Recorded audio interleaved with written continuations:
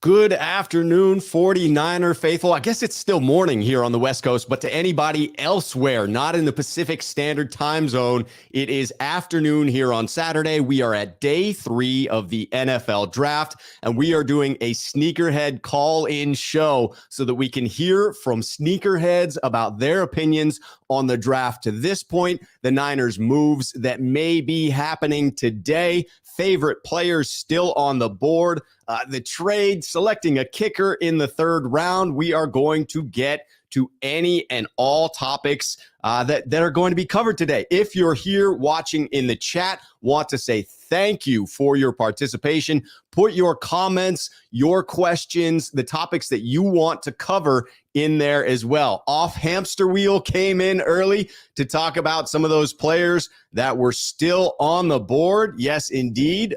Freeland, Ringo going early in the 4th today. Those were some of the names on the board. No question about it.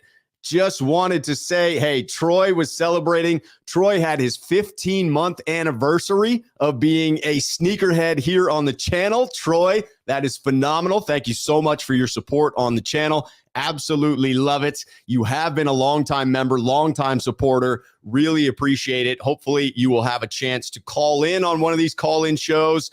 And the link for that call-in show is, in fact, located here in the chat. I'm going to drop it in again now so that it's in there. This is for any Sneakerhead members. You'll be able to go to the community tab on my YouTube page and find the link to call in. All right, so the link I just dropped will take you to that community tab.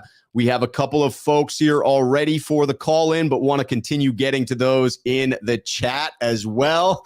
Luke Walsh saying, hey, let's go ahead and draft a backup long snapper this round, probably in reference to the special teams draft of the 3rd round kicker, Jake Moody. I actually really like that pick. We're going to get to it in just a moment.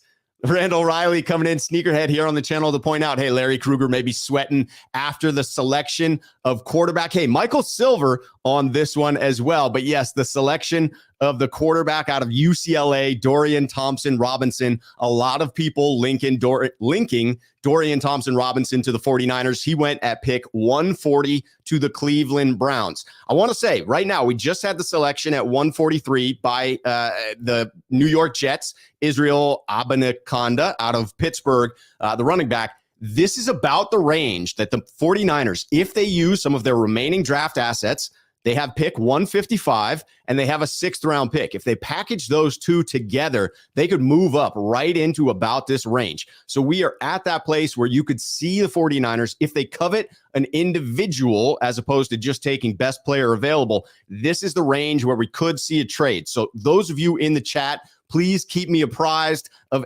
anything, any moves the 49ers make. Obviously, I have another tab open wherein I'm watching the draft, but I may not notice it because I'm engaged with all of you. Okay, we're going to get to the calls in just a moment. I promise you. Waveware coming in to say, what's up? Didn't know you were sick. Yes, I was out. I had a stomach virus. I'm still on the 3rd of 3 antibiotics that I had to take to knock this thing out.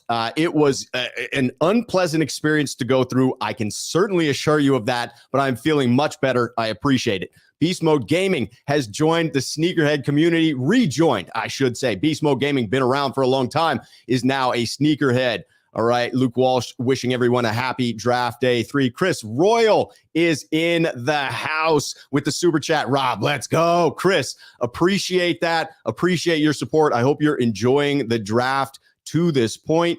Kevin coming in from Scotland, Glasgow. He's coming in to say hello and is in the comments as well. God, Randall Riley pointing out that the trade for Swift, the Eagles, that's a whole topic that I want to talk about. I am not thrilled with how well the Eagles are doing. Okay, we've got Waveware coming in to boost some picks. Gotcha is in there. Yes. All right, 20 more minutes till our pick, somewhere in that range.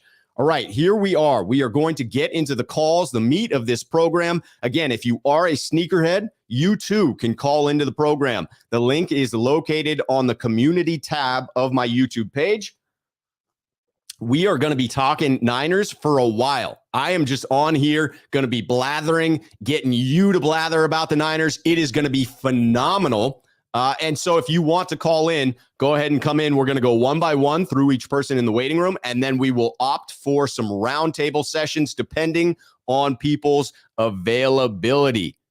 Luke Walsh coming in to say, hey, Rob Shue, Ian Rappaport on NFL Network saying he would not be surprised if the 49ers took another late quarterback here. They've done all their homework on the back end guys. I thought that might be the case. I actually had one, Jake Hayner out of the Fresno State, who got taken earlier, pick 127. I think the Niners have been scouting. I'm just not sure anybody's left that you want to take at 155. All right, we are going to get into this right now. Let me change my banner background to make sure that we are ready for our first caller. We are bringing in Alan Elizer to the stream. Alan, welcome in, man. It has been way too long since we've done one of these call-in shows. How are you doing today? How are you enjoying the draft to this point? So far, so good. I'm doing great today. Got my errands done early because it's already 1 o'clock over here in Texas. So got some early things done early and ready to focus in on what we did yesterday and see what's coming later in this draft today and later on today in the 6th and 7th rounds too. It is a brilliant strategy. You got to get those, day-to-day things out of the way, clear the calendar for something like day 3 of the draft, because this thing just drags on. And unfortunately, or fortunately for how the 49ers have performed in the past, a lot of our picks fall on today. We've made 3 so far. We have 6 remaining. And so we have to tune in. This is a long, drawn-out day, and yet for 49er faithful, a very important one because of how this draft shook out with no first or second round picks. I will say, here are the remaining picks. The Niners, if we do not make a trade here, I'm agreeing with Joey Nichols on this comment. This draft is all about pain. Yeah, we had to wait like 26 hours for our first pick into this draft. That was horrific, suffering through it. And then we had to put up with taking a kicker in the 3rd round, even though I like that pick. All right, so remaining picks for the 49ers. 155 is the one that we are creeping up on now. As of right now, we're sitting at 144. The Patriots just took Antonio Mafi out of UCLA. So we are 11 picks away from the Niners. 155, 173, also a 5th rounder, 216. That's our 6th rounder that we could trade to move up to right about where we are in the draft right now if we package the 1st, 5th, and that 6th. And then we have 3 7th rounders, 247, 253, and 255, which is just 4 slots from the end of the draft. So let me ask you this, Alan, around the trade up, because again, the Niners could package their 6th round pick to theoretically move up to about that 144 range. And we are sitting there right now. Saints are on the clock at 146. Are you in favor at this point of the 49ers making an additional pick or making an earlier pick, giving up one of those later round picks, or should they just stay put? Well, since I haven't done any research or anything like around the draft this year, so I'm going to trust whatever Lynch and Shanny come up with is totally fine. I have a feeling we haven't taken a defensive lineman yet that might come up, around now, or a linebacker to bolster Fred Warner and Greenlaw, because we did lose Azeez Al-Shire to Texas this year. And, so I have a feeling they're going to look defense now because they've taken care of special teams. They took care of the back end with the safety in the 3rd round. And they took care of hopefully taking care of the number 2 tight end with that pick in the last pick of the 3rd round. Yeah, Cameron Latu. I wouldn't be surprised if they, number one, I'm in agreement. I think I'm staying put right now. And I trust the brain trust. If they covet a player, great. Move up, get them. You could see the Niners moving up with 155 and their 6th round. You could see them packaging the 6th round and their later 5th round, 173, and then having 2 picks in close vicinity, right? Where you've got 155 and maybe 157. And then you can take those 2 players there. I'm also comfortable. The Niners already traded away 2 picks, coming down from 11 total going into the draft. Now at 9, they've made 3 selections to this point. Another 6 rounds out a good draft class, allows you to take several bites at the apple and miss a couple of times, right? I mean, that's the name of the game when it comes to the draft. I still do I've got to keep an eye on whether my player that I covet is going to come off of the board. But my draft crush and the player that I'm hoping is there, that we stay put at 155 and we address defensive end. I'm hoping DJ Johnson, the edge out of Oregon, is still there. He's a speed edge, very raw, shorter arms. And, when you don't have all of the physical measurables, oftentimes that can be why you fall in drafts. But I'm optimistic that the Niners can still address that edge position. I actually think everyone was talking about tackle, that being a big need. Not making a move for tackle in the third round signifies to me how the 49ers feel about going into the season as is, right? That they may not view tackle as big a need as we all thought it was. No, I think they feel they're fine at tackle. Yeah. Because, one, they didn't sign Javon Kinlaw's fifth-year option. They did not. Which I kind of had a feeling they wouldn't, just because he hasn't shown enough to earn that fifth-year option, where Ayuk did totally show out last year and the year before to earn his fifth-year option. So I think they feel fine along the main part of the line. I think they're looking edge to probably either back up Drake Jackson or the two of them to kind of bolster that other side where Nick Bosa isn't. Right. That's what I'm viewing is rotational piece. You're hoping for a second-year jump from Drake Jackson. It is not encouraging to have his play time and his production dip in the second half of last season, right? I mean, going into the season, it's not reason for optimism. I'm not saying that that's any sort of an indicator that he won't be successful, that he can't make a second-year jump, but it's not the sort of excitement that you have. I mean, in speaking about that tight end that we just drafted, Cameron Latu, Kyle Shanahan and Lynch specifically referenced how he progressed in the season and that he finished his final college season on much greater footing on the upswing as opposed to how he started the year. That wasn't the case for Drake Jackson. Again, that doesn't mean that he isn't capable of the second year jump, but you didn't see as much from him, didn't even get as much playing time right there at the end of the season. I'm going to get to a couple of comments before we continue on here. I like Randall Riley's here. This was my logic as well, that at first I said, hey, 99 feels a little early to be selecting a kicker, even though Jake Moody was my top kicker, was a player I wanted the 49ers to select. I hoped we could move up from one of our fifth rounders, move back from one of our late third rounders, and get better value there. When the Pats selected a kicker, the second kicker off of the board, just 13 spots later, that to me solidifies the 49ers taking the bite at the apple at the right spot. Because I am much happier 13 spots earlier, setting the market, grabbing the first kicker, the guy that we view as the best kicker in the class, as opposed to the opposite. Had I been, in the Patriots position and drafted the second best kicker 12 spots later. So I'm thrilled with the selection of Jake Moody now that the Patriots backed that up by taking a kicker in the fourth round as well. That to me solidified value. Oh, yeah, for sure. And I totally agree with that. I'm happy we got Moody. I didn't do a lot of research or anything, but in Harbaugh will always be my trust. Yes. And anybody we can take from Michigan and listen to Harbaugh, and as it is, he beat out another kicker 2 years ago that was valued higher at Michigan, and he beat him out. Hey, we didn't take that hit last year and get the kicker, and we stuck with Robbie for his last season, at least as of right now with the 49ers. Right.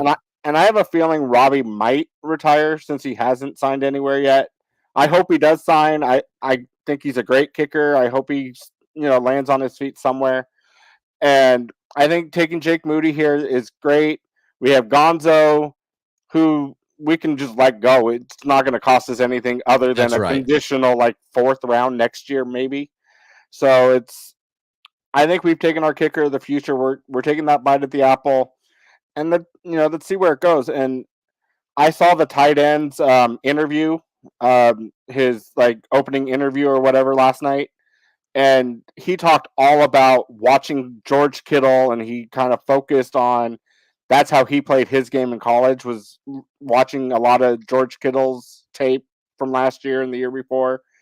And I think it's going to be a great fit because if he's been watching that kind of tape all this time, he should fall right into the Shanny offense and be able to take over where Dwelly and Warner just haven't ever been able to be that number 2 tight end that we've needed on the other side. He strikes me as if he turns into who the 49ers are sort of projecting, if he continues that growth, he just made the switch from defensive end, outside linebacker to tight end in 2019 at Alabama. If he continues to develop as a tight end, he's a very balanced individual, right? Capable of being effective both in the pass game and most effectively in the run blocking game, where he's described as being very robust in getting to the second level, that he can find those second level defenders and pin himself to them.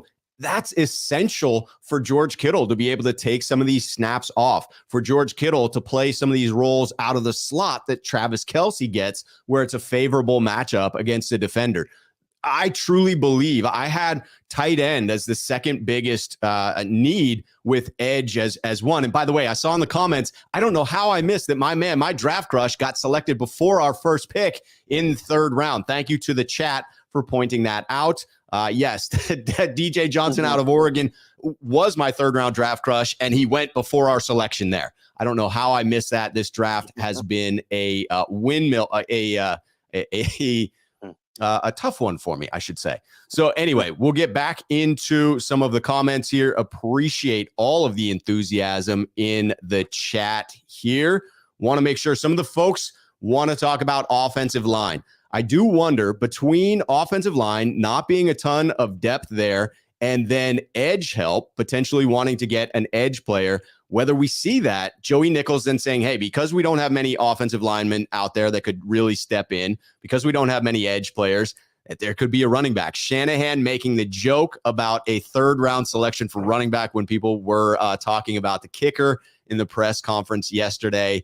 I thought that was a very clever little quip by Shanahan to give us a little grief for how much we seem to balk at running back selections. Yeah, he actually did that during his call with Moody. He made the same joke. I watched, the pick or whatever, the in the war room where Lynch makes the phone call and says, hey, welcome to the 49ers. He's like, I'm now going to give you to Coach Shanahan. And Shanahan goes, well, usually we take a running back here in the third round, but we're taking a kicker. That should tell you how much we really wanted you. That is priceless. I love that he has a good sense of humor about all of the grief that he takes. I mean, I know he says it to try and send a barb back at those people that give him that grief, but I'm here for it. I'm here for that pettiness by Shanahan.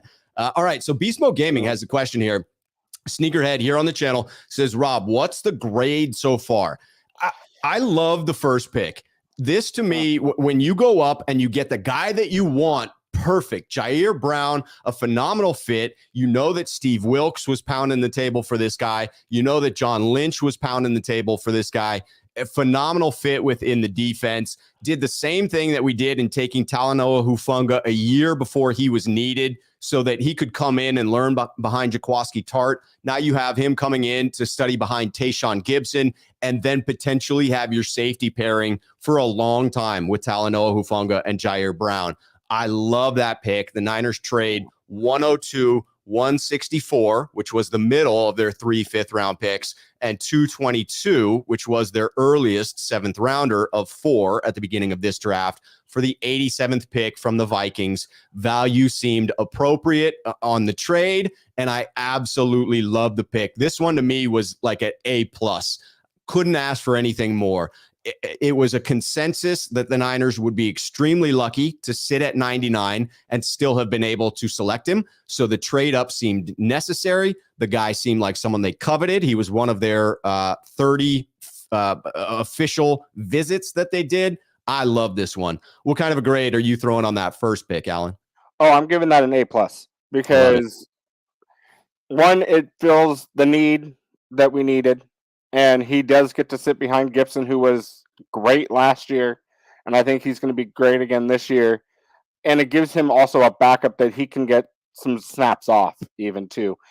And I watched Wilkes talking to him, when he got picked.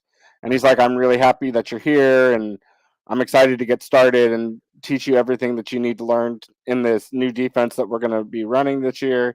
I know it's going to be probably similar to the Shanny defenses from Salah and D'Amico, but Right. Wilkes is going to bring his own touch to it. And Absolutely. Carolina's defense last year isn't why Carolina didn't have a winning record. Their defense was good. It started off with Matt Rule, and once they let him go, they took a step forward. And I feel like with the whole Sam Darnold thing, and we didn't trade away Lance like Lynch said we wouldn't. So I believe it's going to be, even if it is two quarterbacks and it's going to be Purdy and Lance, we're not, and Darnold's our third string, bench warming, whatever. Right. We've seen what Darnold. I fully believe Lance is better than him, and I believe a Lance and Purdy future is what we're leaning towards. And maybe it will be, even though it's a little different than Lance and Garoppolo, I think he may work in a little bit more like dual quarterback play. You'd love to see it. I think that this year we definitely have Lance staying with the Niners. I have to say, though, that if Brock Purdy turns out to be who he was last season, again this year, that next offseason, I think long-term, we probably don't have Lance and Purdy. That would be my gut on it, that we end up trading one or the other at some point. But I'm with you that Lance will grow into more than what Darnold is right now. Darnold may have a slight leg up in experience in the league, sort of just having that play time under his belt. But I will say that I think that Lance can stay above him on the depth chart fairly easily. He'll get a lot of snaps early on. All right, so we are 6 picks away from the Niners making their selection. Let's talk about the second selection and our grades on that. I'm going to get to Bullpup, who is down below, in just one moment. Bullpup, hold on for just a moment. You will probably be on live with me when that pick is made. All right, so Jake Moody is the second selection made. Obviously, a kicker in the third round. It's brilliant if they're right, because they set the market. The Patriots come in 13 picks later and take the next kicker, so clearly the value was appropriate. I at first love the pick, love the player, was unsure of value overall. So I am going to say, looking now in hindsight with the Patriots making their selection, I like this pick. I see it as a solid B+. I have a hard time giving an A to a kicker, but I'm going B+ on this one. Alan, what's your grade on our second selection? I think, right around there, A-, B+, just because of the value. And if Belichick's going to take a kicker 13 players later, means he wasn't going to be there when we came back up in the 5th round. And with not having a 4th round pick, and I like how Shanahan says anything after 96 is like a 4th round pick anyway. Right. So I value it right there, about B+, A-. And we needed a kicker. It was the one, as David Lombardi has said, he was the one starting position that we did not have filled yet. A starter. You get a starter at the end of the 3rd round, regardless of what position that is. Lock it down, I say. Very important. It was a big need. All right, Cameron Latu coming in as the last selection, second to last in the round, and another top 30 visit. Another player that we addressed a need with. The 49ers have been looking for a number 2 tight end, a true number 2 tight end for 4 years now. We've flirted with a bunch of free agents. Finally, the Niners use a top draft pick, top three round draft pick for a tight end. I wasn't sure of the player here. So that's my main concern around here is value. Did the run on tight ends force the 49ers to draft him here instead of hoping they maybe could have gotten him in the 5th round? Sometimes if you've got a position of need and you're playing to that as opposed to just drafting best player available, you can fall into the trap of needing to play the draft. And that felt a little bit like what the Niners had to do here. But hey, if he ends up being a stud, a number 2 tight end, then the value is appropriate. So I'm going to go ahead with a solid B on this one for me, and mainly out of ignorance to the player. Yeah, me too. Because one, it addresses a need. And like I said, he kind of plays his game like Kittle does. So I give it a solid B. And as you know, he probably wouldn't have been there in the 5th round. Niners probably would have had to trade up late in the 4th somewhere to get him, maybe. And just, it takes care of that need on the other side. He's a good blocking tight end, at least what I've heard. I haven't sat down and watched any tape or anything yet, but it takes care of the need of tight end. And now Yes. we can look at getting a 3rd string tight end or whatever for preseason and see what comes of it. But my hope is that this guy is going to be with us for a while and take over for Kittle when Kittle's time either with us or he retires, whichever comes first. Right. Is going to just be what it's going to be, and he's going to be with us at least whatever was it 3 years or 4 years. I don't know exactly what the 3rd round contracts. Yeah, should be a 4-year contract for a 3rd rounder. Yeah, so for at least the next 4 years, and if he shows out, then he'll get that payday like Kittle did. He'll get a similar payday. Absolutely.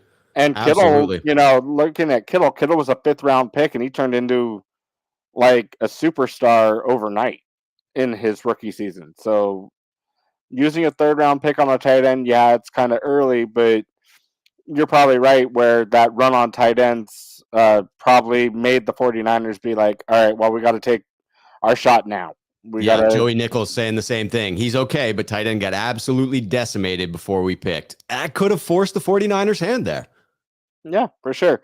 Just look at it like fantasy football. You and I both do fantasy football. What happens when Kelsey and Kittle come off the board? Everybody starts scrambling for like Mark Andrews or whoever the next number one tight end is. Sometimes you do have to play the draft. If you have a positional need, that's why you try to address all of these prior to the draft. If you love a guy and you want to go up and get that player, then you're going to have to give up draft capital to do so. If you love a position and you want to go after a player within that position group and there's a run on them, you got to move up and go get one of the remaining guys. Okay, we are 3 or 4 picks away. All right, we're at 153. So 2 picks and then the Niners. We need to go over. I got to get to Bullpup down below. Alan, hang on the line. We will get to a roundtable scenario or bring you back on, depending on Bullpup's availability to hang out as well. We will keep the conversation going. For sure. I'll be here. Okay. Enjoy the pick. We will be celebrating in just a moment. All right. We are bringing Bullpup into the stream. It has been too long. Bullpup, how are you doing, my friend? Fantastic. You didn't die of dysentery, did you?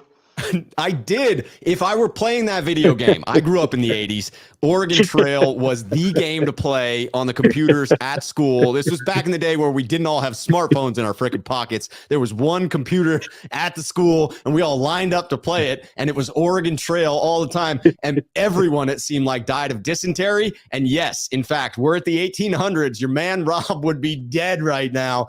Thank God for modern day science and antibiotics. I am on my 3rd round of antibiotics. The cornucopia, so to speak, of bacteria and viruses that I came into contact with was some weird mix that caused me to get a call from my local health department being like, hey, man, if you worked in a restaurant, we'd tell you needed to quarantine yourself, but you don't, so you can just hang out at home. Yeah, wow. It was a rough one. It was a rough one. Well, you're hanging in there, I can see. I am. The draft has reinvigorated me. Talking Niners always brings me back. Speaking of which, we have now had the selection by Tampa Bay. Servosia Dennis out of Pittsburgh, inside linebacker at 153. That means Seattle is on the clock at 154. And then the 49ers will be on the clock at 155, assuming they do not trade out of it. Do you have a preference for player or position that the 49ers address with this pick here at 155? Well, I was looking at BPA, but honestly, the genius of our staff has nailed it year in and year out. It seems like there are better evaluators of talent around, right around, this this level of evaluation. We get a Kittle on the 5th round. We get a Greenlaw. So there's something's going on that they can evaluate players better than the other teams. Let me ask you this, because it's something that occurred to me, and I'm going to go back at the end of this draft and look at Tennessee's draft. Are you at all concerned that, Rand Carthen may have been tasked with a lot of those sort of later round gems that we came across? Any concern that as we continue to get decimated by teams coming in for coaches and for personnel department, you hear talk of Adam Peters ending up somewhere else. Any concern that we lose some of that ability to find those gems? Well, sure. Anytime somebody of talent leaves the organization, it's a hit for sure. I mean, but by the way, just to announce, the 49ers are on the clock. Seattle has made their selection. They took a center. The Niners are on the clock. Please continue. So before they make their pick, yes, I am concerned, but there's always the opportunity of bringing in some new talent. It's just the nature of the beast, right? Absolutely. However, they can go a number of different ways. Scat back to give Christian McCaffrey some time off. Interesting. Certainly could see the Niners taking a running back. The pick is in, by the way. Pick is in. I'm hoping for, even though Edge is played out at this point. Is what I'm hoping for. What are you hoping for? A D-line project. D-line. That's where I am too. Do you want edge? Do you want tackle? Or do you have no preference between the two? Let's see. Who do they get? I have no preference between the two. Somebody that they can plug up and down the line would be even better. At this stage would be a phenomenal value. A little bit of versatility. I like that. Yeah. Notorious GAV and a lot of people out there wanting the tackle position addressed. Do you think McKivitz is earmarked as the starting tackle, or do you think we see a 5th rounder used on an offensive lineman? Question is a 5th rounder at this point better than McKivitz? That's right. That's right. To me, it signaled when we didn't use a 3rd rounder. By the way, I've got my eyes on ESPN, so I'm sure someone in the chat will get a Twitter update before I do as to who we selected. But once it becomes official on ESPN, I will announce that. If I see it in the chat, I will bring that in as well. But once we didn't take a tackle in the 3rd, to me, that absolutely spelled, hey, we're not going to address it because no one's coming in. We will then, my guess is either in the 6th or one of those 7th rounders, we'll take a development player that'll get stashed on the practice squad. But I think we're going in with Colton McKivitz as the favorite to be right tackle. Mm-hmm. And oh, by the way, before this is announced, somebody somewhere owes me a hot dog and a beer because that was the only one in the chat that said DB for the 49ers first pick. Boom. Defensive back, first pick. Hey, I'll tell you what, next game we are at together, that hot dog and a beer is on me, my friend. Sounds good. Maybe London. Oh, yes, here we go. Here we go. Really want to go to London. All right, let's hear that pick. Come on, Niners. Give me that 5th round magic. By the way, in trading, Daryl Luter Jr., cornerback out of South Alabama. I'm thrilled with the position. To me, I had cornerback as one of the top 5 positional needs. The Niners have now checked off 3 out of the 5 that I viewed to be top 5 needs in tight end, corner, and kicker. Those are, and I'm thrilled with the selection, the 4th selection that we've made at safety. Even though I didn't have that as a top 5, I view him as a top player, and therefore, to me, when you're taking a talent, a great talent, I'm going to be excited by that throughout its entirety. Any opinion on the addressing of cornerback here? I'm going to go in and look up the stats on Daryl Luter Jr. There is no question that I'm of the opinion, maybe not a popular one amongst the Empire, but they still have a hole at cornerback besides Mooney Ward. Yeah. They do. I mean, there's no one that, some guys made some plays. They, at the end, they stepped up. It seemed like the corners, they all had their moment to shine, but no one really took over that spot and said, this is mine to lose. I don't know if you agree with me.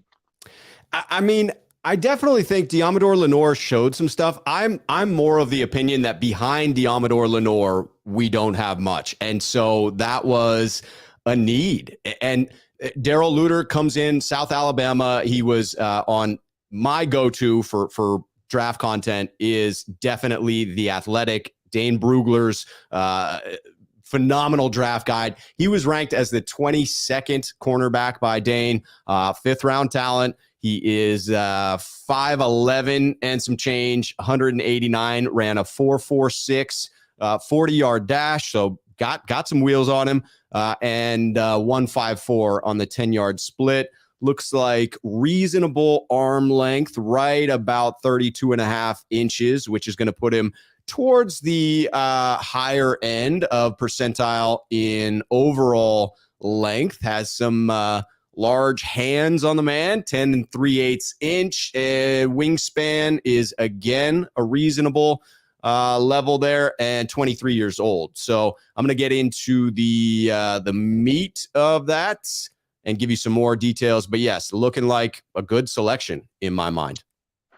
Look, as long as he's got dog in him, I don't care what the measurables are to an extent.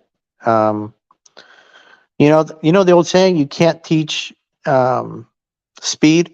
Yes, you cannot coach speed. Well, you know what? You can't coach dogness either, or instincts. No, that's a mentality, right? That's a mentality. Either you have it or you don't. And I think we've been, ever since we got called out on it a couple of years ago.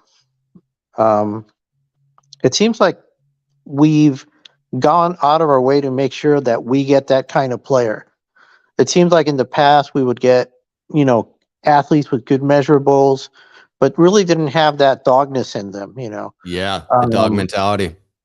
But recently, at least, it's like we've been drafting players who, first and foremost, got to have that mentality. And then we see what's the best measurables, and then we try to match it that way. That's how we got a Hufanga. That's how we got a Brown. That's how we got an Aaron Banks, guys who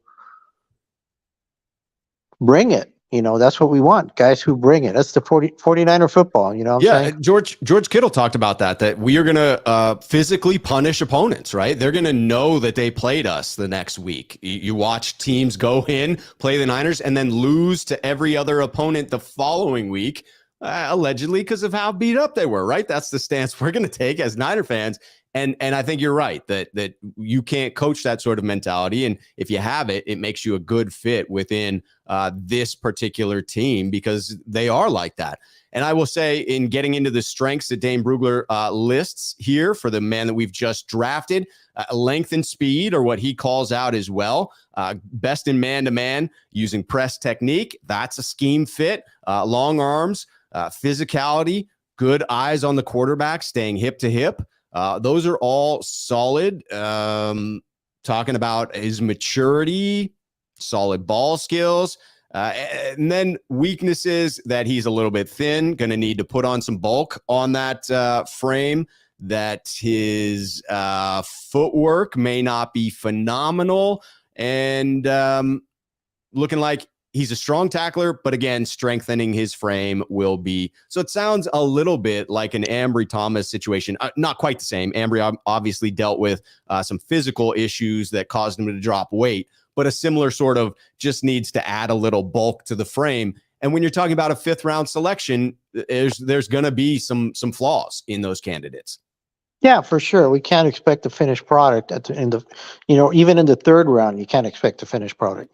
No, I think the 49ers are fortunate to get two starters, one probably a future starter there in the third round, and then the second tight end as well. I enjoy it, and Alan enjoying that pick as well. We're going to be bringing Alan back on in just a moment. So what do you see as some of the biggest remaining needs for the 49ers as we go forward? Well, like I said earlier, I would like some kind of a young backup D lineman, a project, preferably a guy that you can use up and down the line, kind of, like we use Arden Key. Yep. Sometimes we line him up inside, sometimes we line him up outside, something like that. obviously we're not going to find an Arden Key this late in the draft, but a project. No. There's projects. There are definitely projects out there. I trust Koceric to get the most out of players. Absolutely. I will say one of the most frustrating things about this draft is just something that I wanted to comment on is I'm frustrated by seemingly how good of a draft the Philadelphia Eagles are having to this point. At first round felt like it really fell to them in a fortunate way, wherein they didn't benefit by any of their own moves, but the draft fell in such a way that they were able to get 2 studs on defense that filled phenomenal needs for them as well. To have Andre Carter falling to them in their first pick after losing Javon Hargrave to us, and then to have another situation at the end where they get a phenomenal player. And now today they make the trade for DeAndre Swift, who's out in Detroit because of the move that the Lions make in the first round. They just, again, seem to be benefiting from moves that other teams are making. And right now the Eagles are on my top most hated list. So it's frustrating to watch them succeed during this draft. Well, I know it's fool's gold, but there's a statistic out there that said only like 40% of first round picks actually make it to a second contract. Yeah. So just because you nail it in the first round doesn't mean you're going to have a quote unquote successful draft. So true. So true. And players that fall often fall for reasons. And so even though it was just a couple of spots for Carter, you never know. Same thing for Nolan. And so, yes, it is. We will know. Hindsight will be 2020 in looking back at this draft. It's the hypothetical draft that they've won. The draft grades will be high for the Eagles on this one. And, for the Niners, maybe low because of taking a kicker in the third round. We may see people saying, that was foolish. And years from now, we may look back. If you found your kicker for the next 10 years, that's a phenomenal pick. Great value if you lock in a kicker that's going to be your franchise kicker going forward. There's great value taking him at the end of the third round. Absolutely. Look at that. Of course, this is a while ago, but the classic example is Jason Elam. Yes, that was if I remember correctly, he was a third round pick. That sounds about right. It's the trend of not taking kickers early was in reaction these past 5 or 6 years to that kicker selected by the Bucs, which was then like a knee-jerk reaction. He failed so badly and was, I think, a second-round pick that then teams shied away, and it hurt kickers as far as their draft stock. Now you're seeing it climbing back up. Ellis 10 asking 49ers next pick 173. Yes, the next pick is another 5th rounder at 173. Right now, 159 is in, so we're at 160. We are 13 picks away from the Niners being back on the clock if they stay put. If they package their 6th rounder, they could move up to where the Jags are on the clock right now. So we're in the meat of where packaging a 6th rounder would allow the 49ers to move up to. So again, in the chat, keep me apprised of any of the moves the 49ers make. All right, Bullpup, do you mind if I go to a roundtable format so that I can get Alan back in here and the three of us can just continue talking on for as long as we see fit? Sure. Fantastic, Alan. We're bringing you back into the stream. We've officially got a roundtable, gentlemen. Officially got a roundtable. It's been too long since we've had a roundtable on the channel. All right, Alan, we've gotten Bullpup's reaction to the pick that was just made. Cornerback coming in at 155. Obviously, a bit of an unknown, I think, for most people. Daryl Luter Jr., I don't know if it's Luter or Lutter. I'm going to figure out that later. A cornerback coming out of South Alabama. What's your initial reaction to that? I think it's great. Bolster up the back end a little bit. Aubrey Thomas, I'm not 100%. He's so up and down. Yeah. And Diamador Lenore played great at the end of the year last year. Multiple interceptions in the playoffs. I don't look at the NFC Championship game as a defensive falter. I look at that as we got cheated, and was no good after that first drive. So yeah, the injury gods really didn't do us any favors in that game. And once that happened, there was a whole mood shift. It is hard to judge that game after that play. Yeah, and so any bolstering to the back end of the defense, I like us keep getting younger at corner. I think we all know Moody's going to be the number one.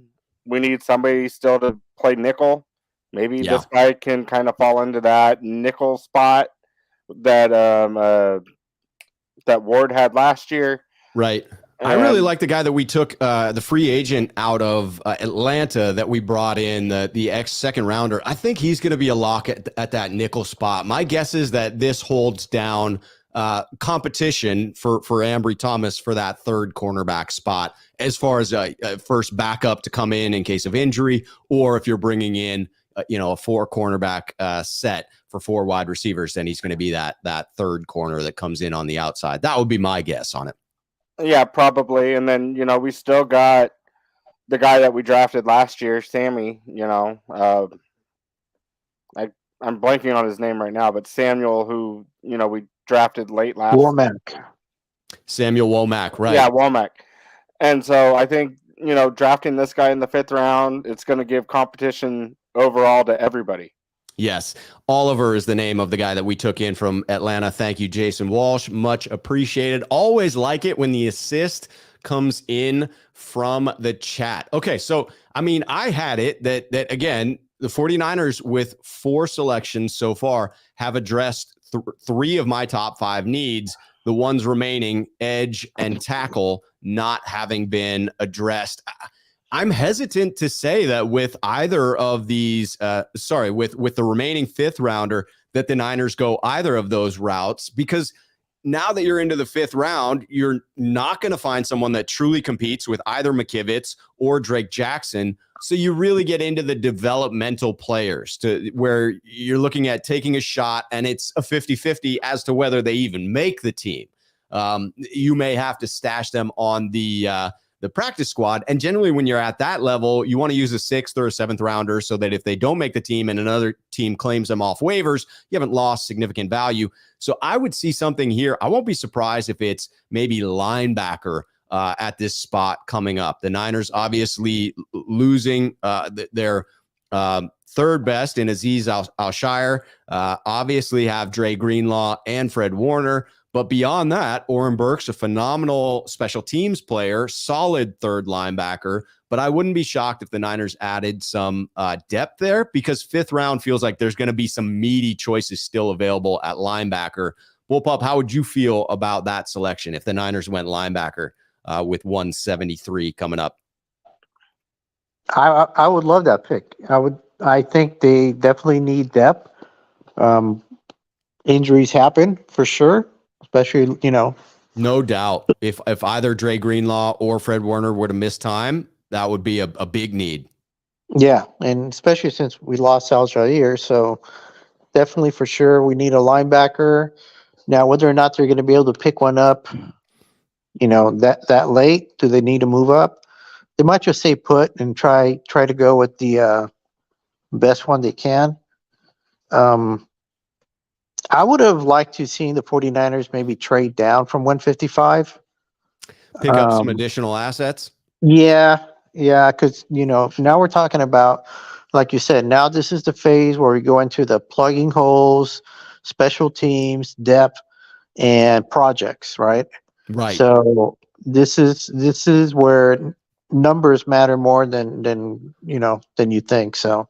It's so true, and want to get your thoughts on that as well, Alan. But I will say, with the Niners' history, there's a lot of pressure in this 5th round. The Niners, underneath the Shanahan-Lynch era, have not missed on a 5th round pick to this point. And eventually, like, the odds and the percentages say you're gonna miss eventually. Hopefully, this isn't the year. Hopefully, that was a solid selection that we've just made, and we make another one. But the Niners have found gold in the 5th round. And I'm hoping they can continue to do that here, which is why I look at some of those positions where there could still be value on the board. Alan, how would you feel about a linebacker selection if that were indeed the call at 173? Oh, I'd be fine with that. Because like I said earlier, I would have been fine with them taking a linebacker at 155. So I think taking a linebacker, bolster that middle a little bit. Maybe if he pans out great, gives Greenlaw a little more rest. Fred, we all know, is going to play almost every snap anyway, but get some help there in there. Maybe even a run stopper at linebacker. Yeah. That actually raises another point. And Bullpup, I know that this was on the radar for you, but defensive tackle, you could get some value here at defensive tackle as well. I don't see as many needs on the offensive side of the ball, although wide receiver, potentially something. Now that the Niners have stopped with any BS posturing about not giving Brandon Ayuk his fifth year option, I feel better this season. But going forward, Juwan Jennings becomes an unrestricted free agent at the end of this season. So the Niners may want to get ahead of that and draft a wide receiver as well. And I know up until when the show started, there were still some quality wide receivers available. This is a deep class, tight end and wide receiver. So I could see either one of those happening. By the way, if you are watching in the chat, do me that favor, hit the like button on the video, smash that shit, and amplify the message. Okay, would wide receiver or tight end again surprise you at this pick, Bullpup? Yes, it would, because I think we have a solid tight end depth with that Alabama tight end we picked up. Yep. I've always liked Alabama tight ends. I was always like, how come we don't get one of them stud tight ends from Bama that always show up in their bowl games? We got one now. So wide receiver, we do have. Well, first of all, they don't play rookies, wide receivers, right? Right. The only or at least we're incredibly hard on them. Yeah. So I still think we're going to see the blossoming of Danny Gray this year. I really do. I think I'd love to see that. I know that Shanahan and Lynch like him. The only thing was that with him, it wasn't that he was a rookie; it was that he got hurt. That was the thing. But they really like Danny Gray. So if he can stay healthy, I think he's gonna earn himself a nice amount of chunk of plays this year. And my question to you guys is, late fifth. Do we have a sixth?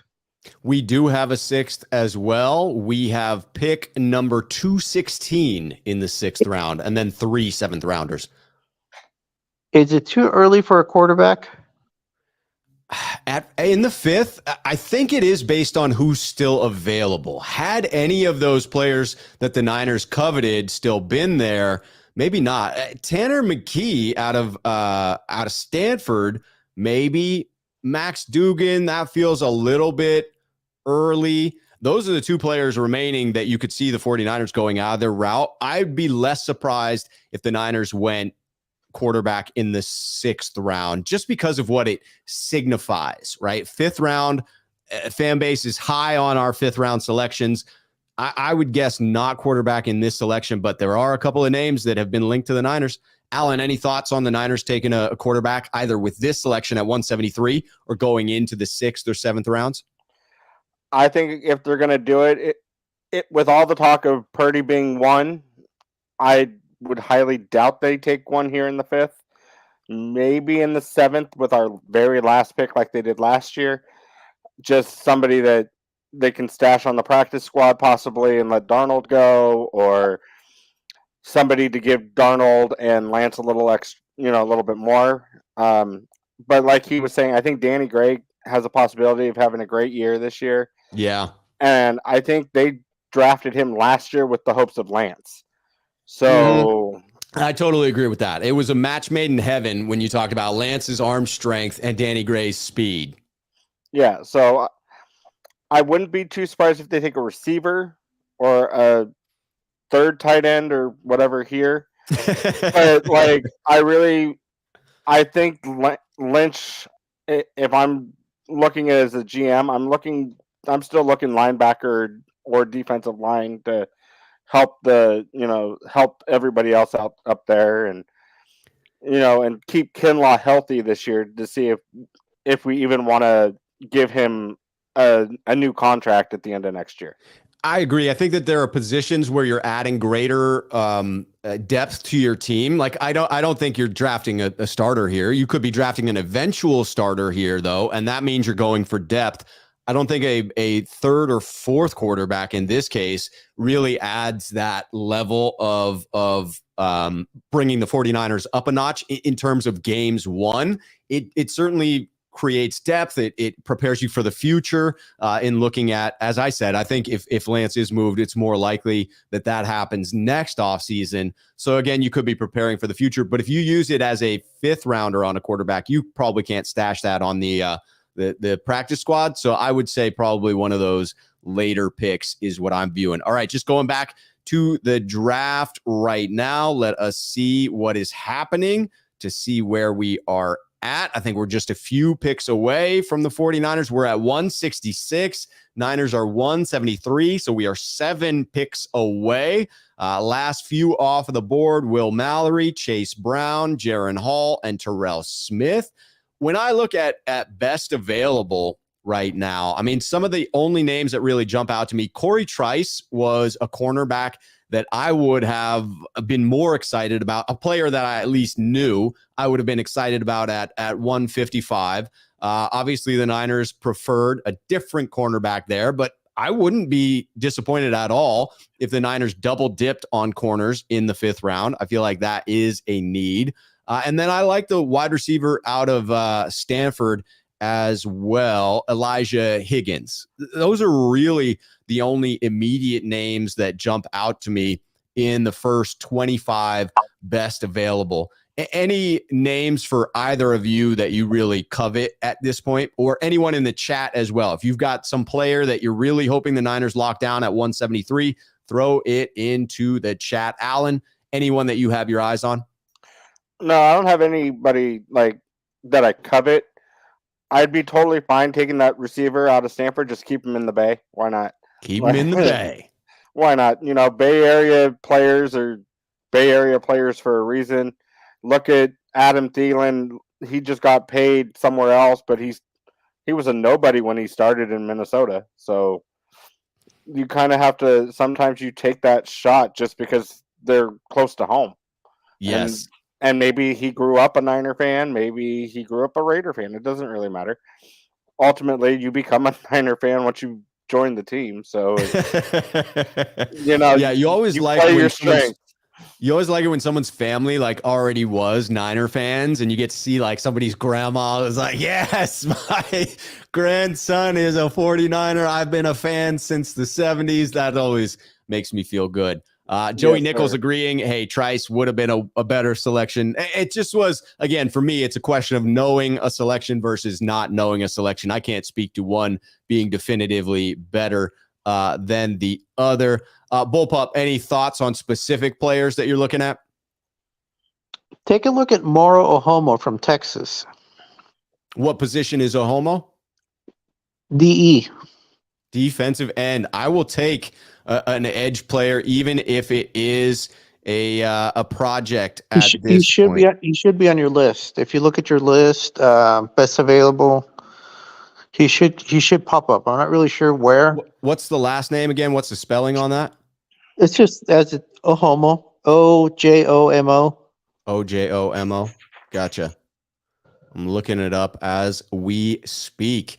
I mean, I would not be at all. Yeah, he's right there. Absolutely. 7th best out of Texas, according to ESPN. A project at edge.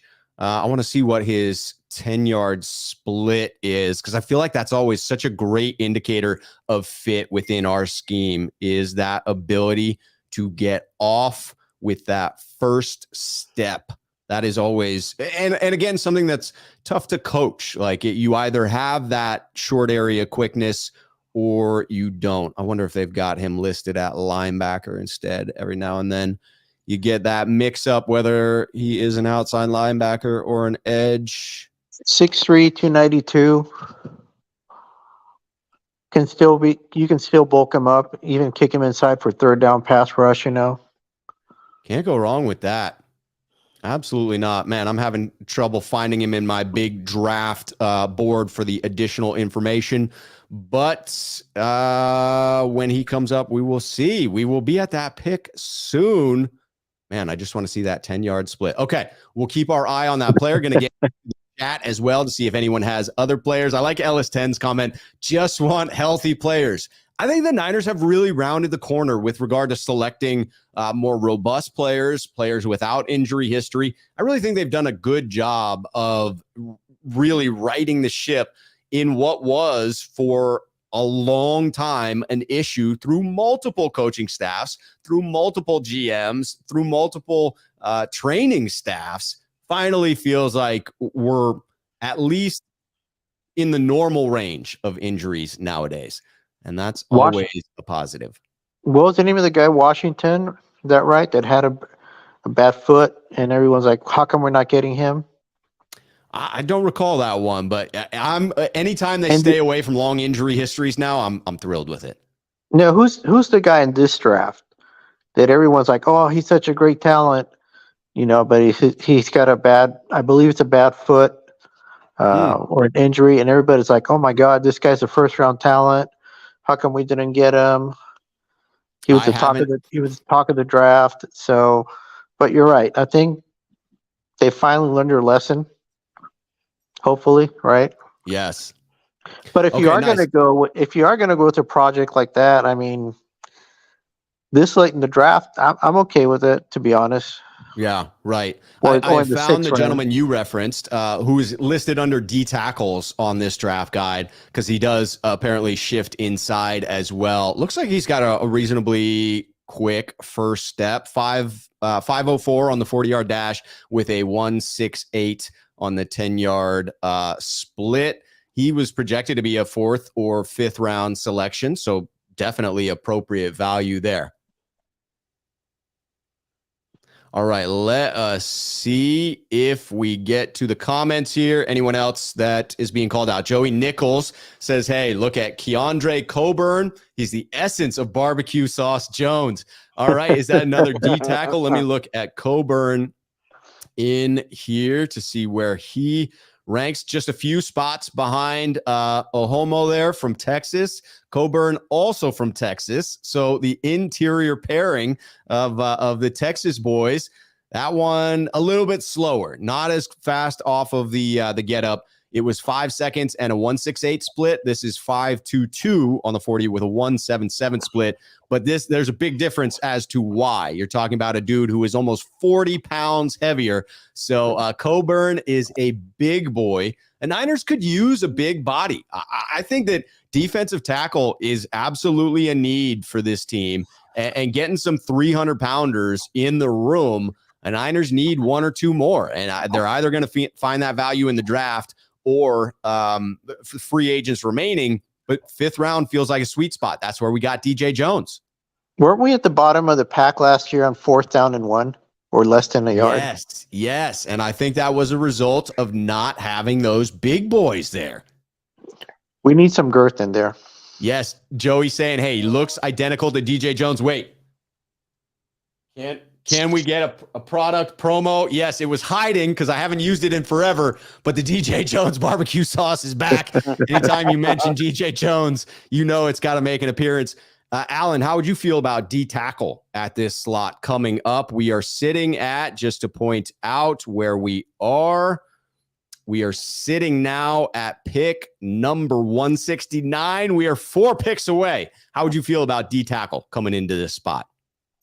I'd feel pretty great with going D tackle there. Best player available is, basically what I'd be looking at. Yeah, me too. At this Absolutely. point in the 5th round, because 5th round's hard. 5th, 6th, 7th round, those ones are really hard to predict how they're going to turn out in the NFL. So true. It's a crapshoot for every team but the Niners, apparently.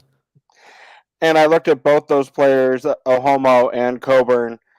Between the two, I'd probably go, if Ohomo's there and we're really trying to fill that need in that spot right there, I'd probably go with him, especially since he can play universal inside and out, kind of like Armstead did when he first arrived with the 49ers. Right. That versatility, they love that versatility. They covet it. Yeah, so I'd be totally fine going there with it too, because you're going to get right after the draft, they're going to be looking at undrafted free agents, real quick, rookies. Yes. Right after that, there's going to be receivers there. There's going to be quarterbacks there. There's going to be any position you want to look at will be in that undrafted classes. No doubt. And the Niners hit on a few of those last year too. So they're great at finding talent in these drafts. They develop talent in-house. They pay their A-plus players premium money. They let everyone else walk. They do a great job of maximizing the compensatory draft pick strategy, both from letting players walk and from coaches being poached from their staff and really taking advantage of these compensatory third-round picks that you get as a result for minority coaches and front office people being hired. That's been a boon for the 49ers, and it's allowed them to continue building this team at a pretty remarkable clip. I have to give this organization top grades for what they have done in the time frame that they've been here. I know that Shanahan and Lynch get grief from our fan base, but man, I think they deserve a ton of praise. Here we are now sitting at pick 170. Jets are on the clock. Our Niners are just 3 picks away from making another vaunted 5th-round pick at 173. Very excited about that. All right, going to get to a couple of comments. First, got to celebrate Niner Empire DMV as a sneakerhead here on the channel. Welcome in. I will drop the link just in case there's anybody waiting to get into chat. This link will take you to the community page where the call-in link is located. You can only see it if you are a Sneakerhead member. But yes, the call-in show is going. If you're watching in the chat, get those comments in. If they're at me or the roundtable that's happening, do the @RobShoe. So I know you're talking to me. I'm going to bring those comments in here. If you have topics you want us to cover, obviously we're going to be talking about this pick in just a moment that happens, but please feel free to put those in and hit the like button for me. Always appreciate it. Ellis10 Sneakerhead here on the channel says, Rob Shoe, are the 49ers still considered a run-first team? If so, maybe draft accordingly. I think the Niners are a run-first team, and the idea that they're not drafting players that directly address that, which you could argue they actually have, with Cameron Latu being one of the more better balanced tight ends as far as run and block ability. Other than that, the Niners are pretty dialed in. Colton McKivitz, if there's any criticism of his abilities, maybe it is the run blocking, not quite as good as Mike McGlinchey was in that category, slightly better in the pass protection. But again, I think once the Niners didn't go tackle at the 3rd-round spot, it signified how they felt about their ability to go forward without competition there.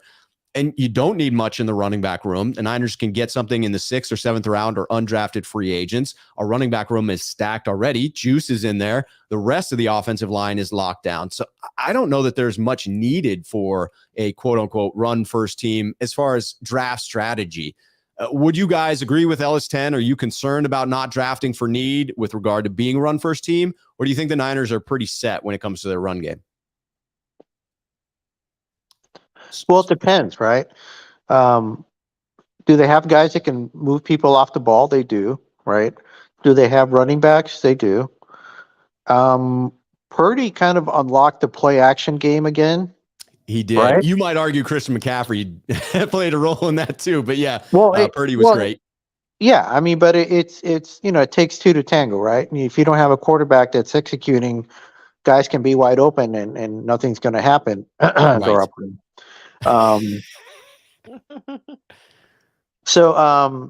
Yeah, I mean, they are a run first team, but let's say they were like 60-40 in the past. Yeah. I think they're going to be a little bit more balanced now. I honestly do. I like that prediction. Alan, how are you feeling with regards to moves specifically targeted at the Niners being that run first team on offense? I think we're totally fine right there. We bolstered the tight end room, which is going to bolster the run game. We spent our draft on Christian McCaffrey. Yes, we did. The reason we don't have those picks are Trey Lance and Christian McCaffrey. And so I believe that, we've already bolstered that room. So I think we're going to be fine there. McCaffrey's going to open up the run game. He's going to open up the pass game. He's going to open up the play action game. And I think, I probably think McCaffrey's probably got like 5 years, maybe 6, before he's ready to either call it quits or go somewhere to end his career. Right. But I think the Niners are going to find a way to sign him to like a 2-year or 3-year extension just to keep him in-house longer. Keep him until he's ready to, kind of like Frank Gore. He's going to be the workhorse until he can't be. And then I'll take we let him, go right off into the sunset. And when he's ready to come back, and if he retires with Carolina, he retires with Carolina. If we get a Super Bowl or 2 with him, he probably retires with us.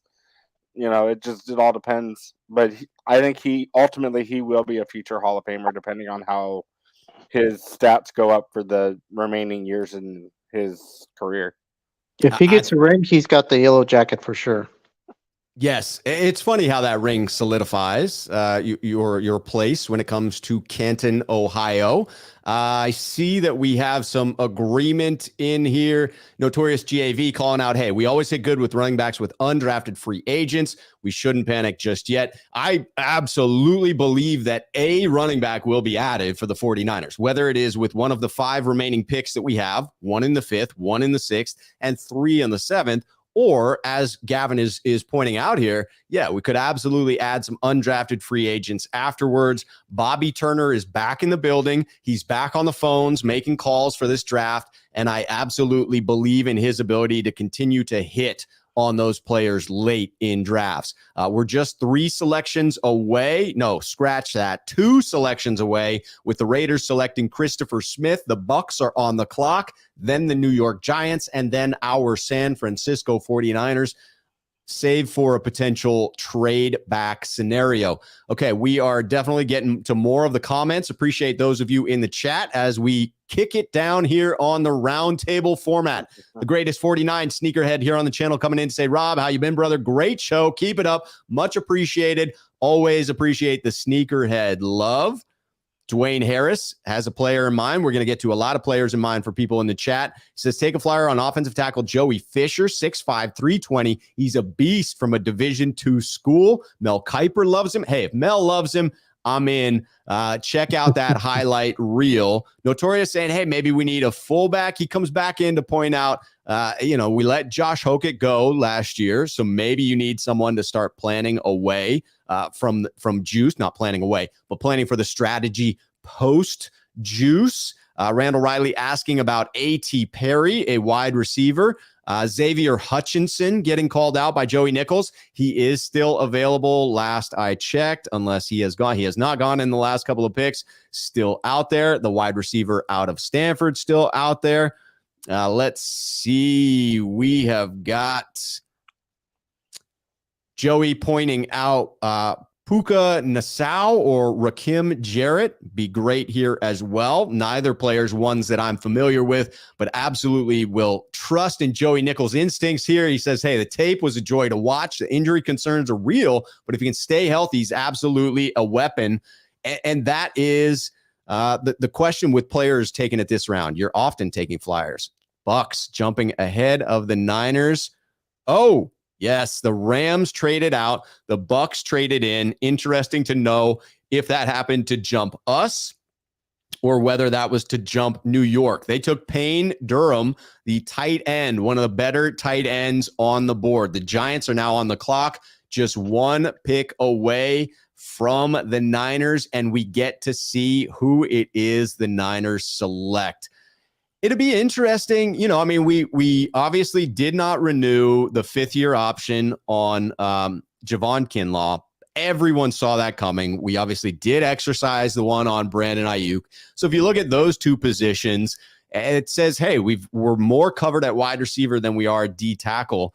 I really do like big man at this position. That would feel good to me. I got to say, as we're approaching the pick with just one player remaining before we go, I'm getting more and more excited about defensive tackle, still with linebacker there, and a couple of wide receivers. So if I'm stack ranking, I go D tackle, linebacker, and then wide receiver as far as the positions I'm most excited about. Alan, what are your top three as far as positional here?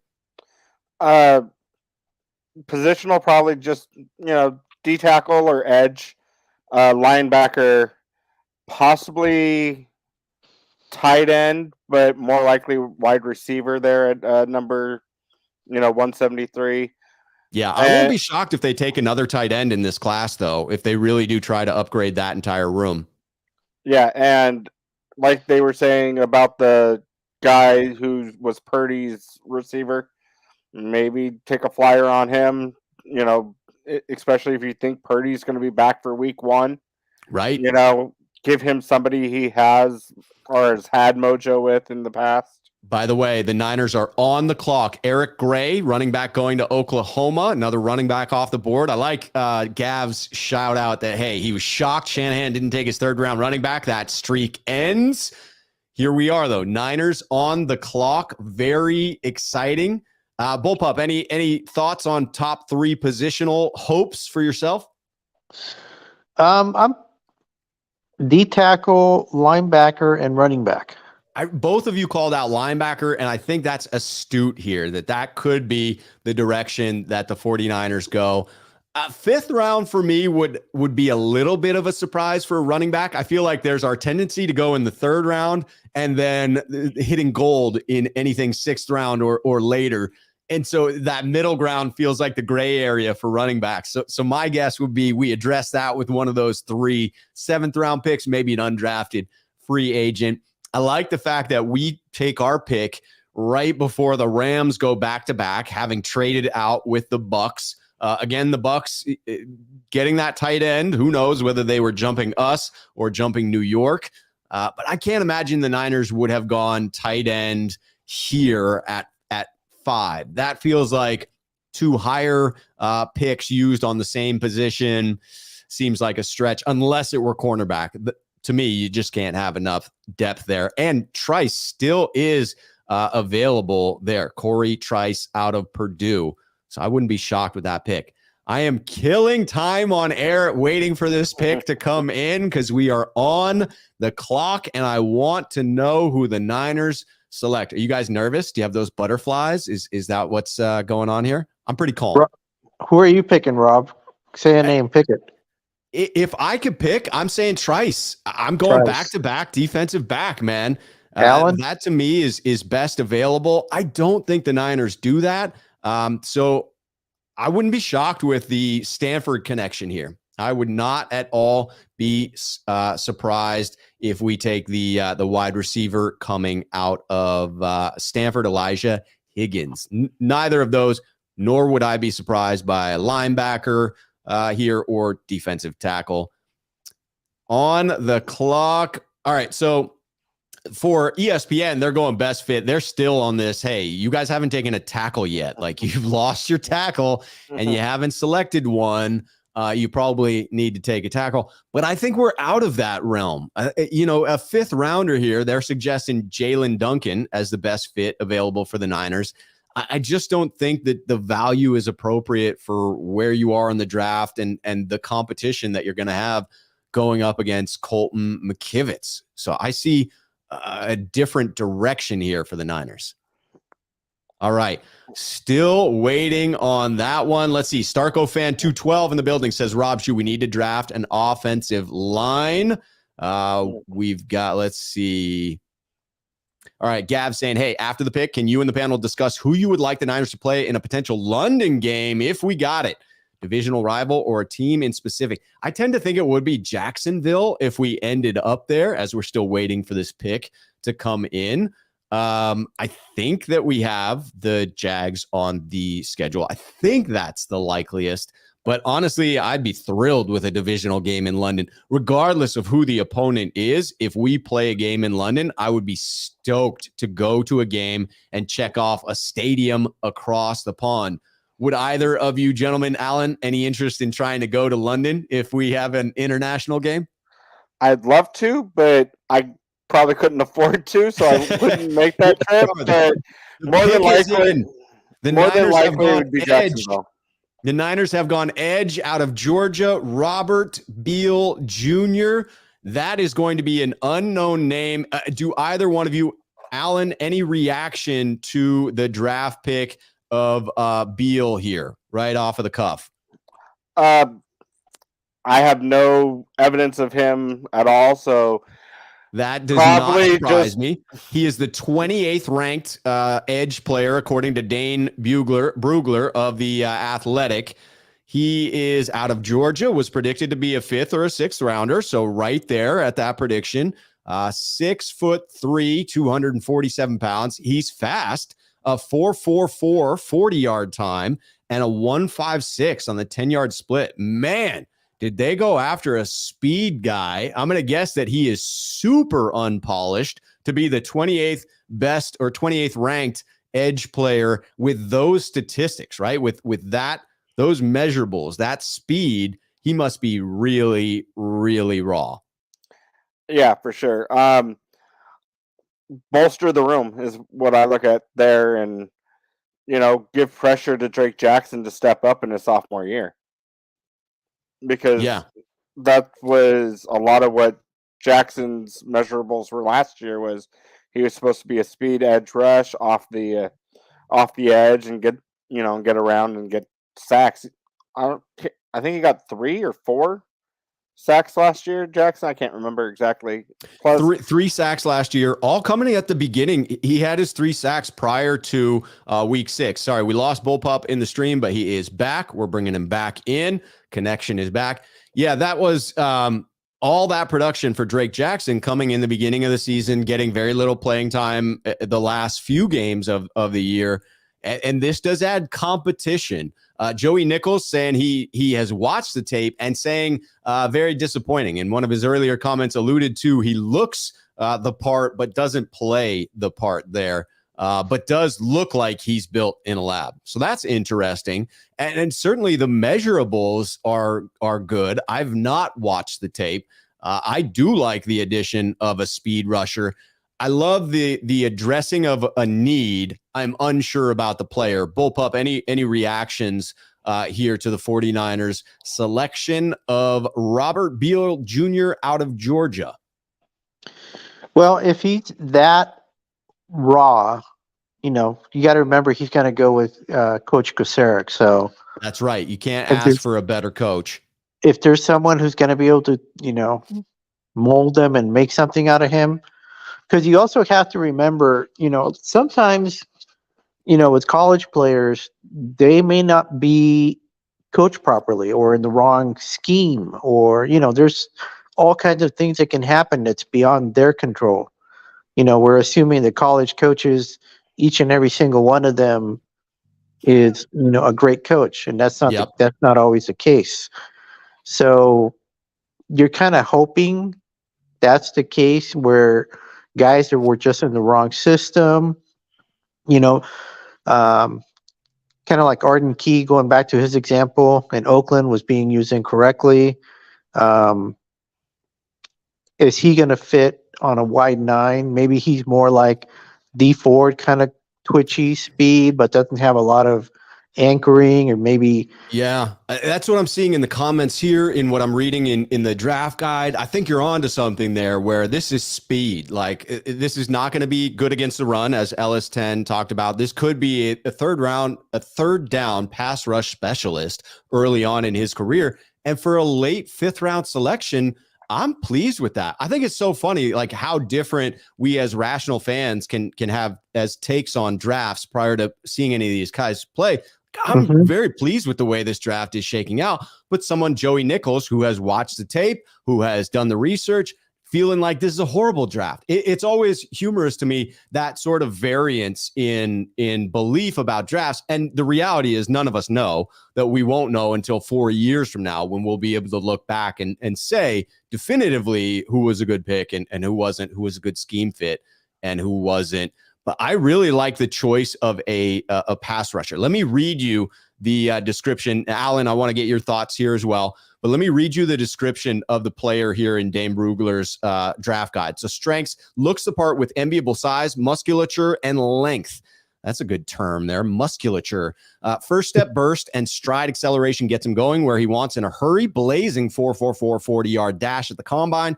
Able to attack, slap the outside hand of blockers, and then flatten to the quarterback. Effective counter, punching to grab, pull blockers off balance. Displays lateral quickness to shake pulling blocks and crash down on plays.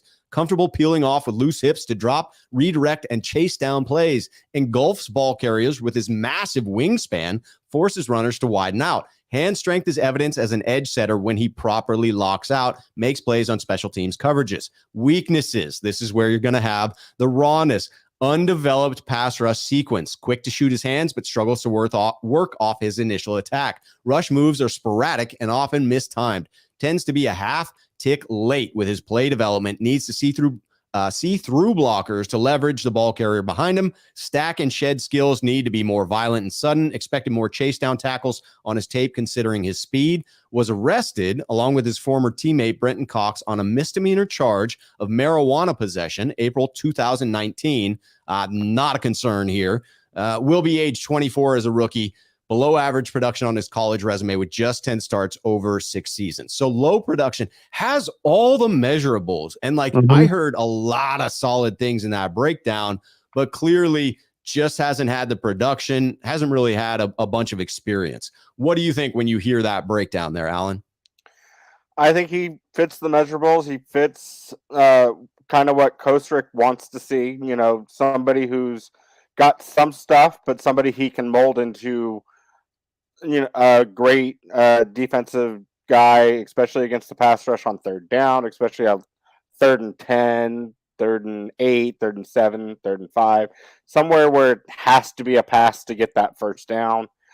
And especially if they try and do like a play action, that's where the speed rushers kind of help out there on third down too, where they try and pull a play action. You just beat them to it like Hassan Reddick did against us, Speed kills, man. If you can get this guy to play harder, as people are indicating that he just doesn't play up to what he looks like, you could really unlock something. Yeah, that's what I look at here. I think that, ultimately you're here in the 5th round. You're gonna take a flyer on whatever position you pick. That's right.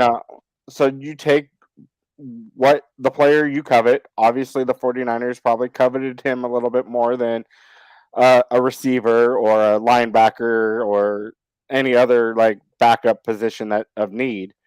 This guy could be,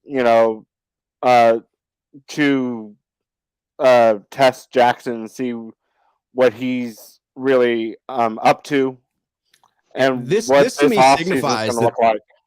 This signifies that the Niners have a lot of faith in Drake Jackson's ability to take that second-year leap. The lack of true moves, other than bringing in Clelin Ferrell, with regard to free agency, still some names out there that you could see the Niners adding a veteran edge once the compensatory draft pick formula cutoff date occurs. I certainly believe the Niners are not done bringing in free agents. They cleared up some cap space by restructuring McCaffrey's deal. They're now sitting at about $10 million in cap space. They don't need more than peanuts to sign this draft class because they don't have a first-round selection. They don't have a second-round selection. They do have 3 third-rounders they have to sign, but all of those are at the latter end of the round. So this is going to be an inexpensive draft class to sign. $10 million in cap space, above $10 million in cap space. I would look for them to add a veteran edge at some point. But I think to this point, Joey Nichols saying, hey, Robert Beal is your big edge splash. No, he's not a big splash. The Niners clearly didn't feel they needed a big splash at edge or at tackle. Those are the two that are not getting addressed, save for a late flyer here on a speed edge. Again, I'm very happy with how this draft is playing out personally, but I understand those in the comments not being. Bullpup, what are your thoughts after hearing that full breakdown on Beal here? Absolutely. It's somebody that we can mold, someone that, may have had some issues, may have not connected with the coach. There's a lot of things that we don't know about, and we'll, until later on. But if there's, the measurables are there, if he's got that dog mentality in him, if they did their homework on him, and I truly believe that they did. We're going to give him the benefit of the doubt because it is the 5th round after all. Yeah, it could be a steal, absolute steal. We'll be talking about him as a, starter or Pro Bowler 2-3 years from now, like we did with Kittle. Who knows? But or Greenlaw. So, hey, you'd be happy with that, right?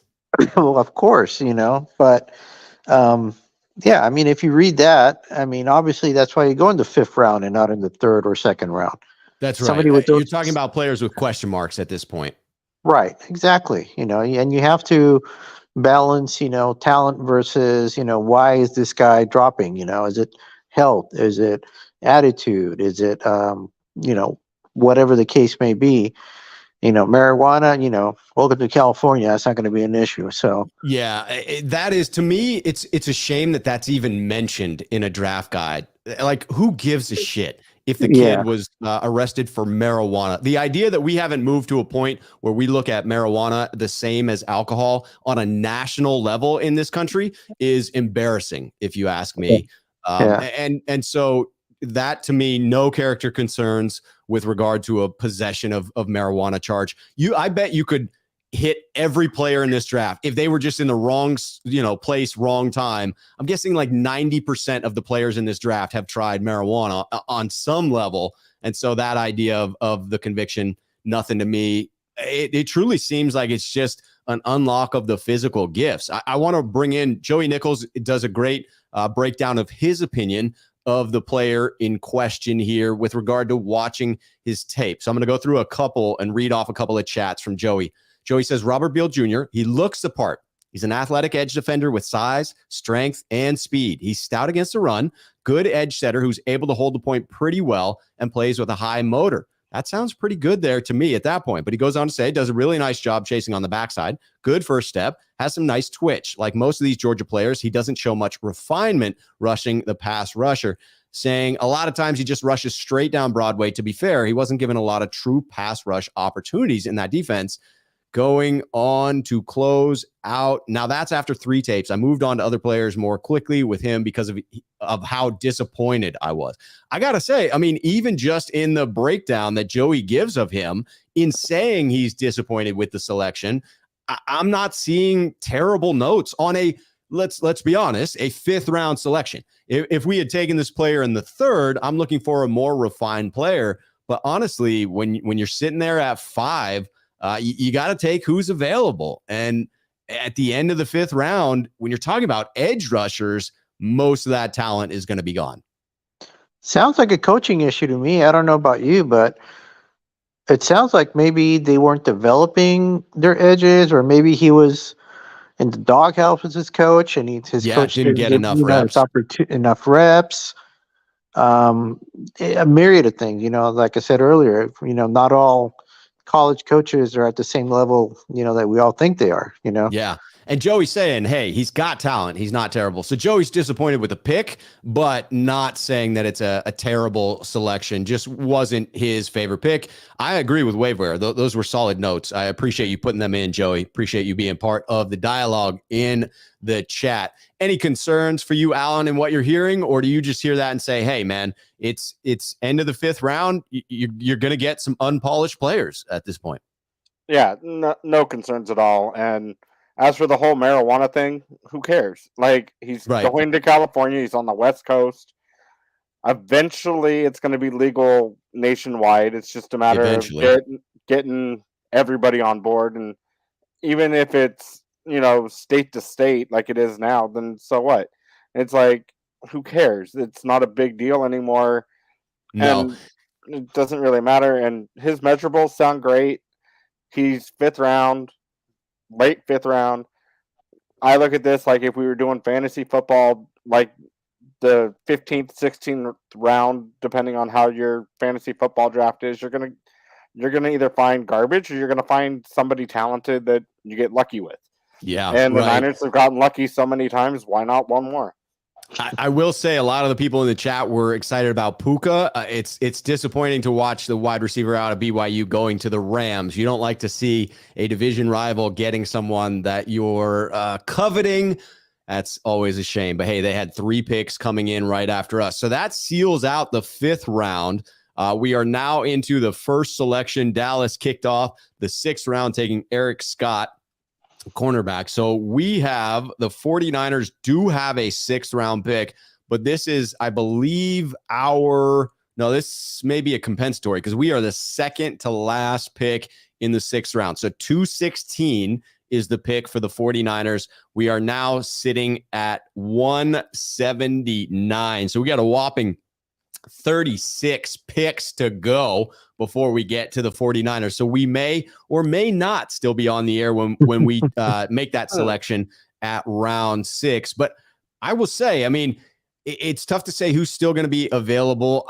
I'm pretty pleased with the draft to this point. Not when you look at later players, I then have to go back and watch the tape, right? We will end this broadcast and I will begin to read up on some of these players that I'm less informed on.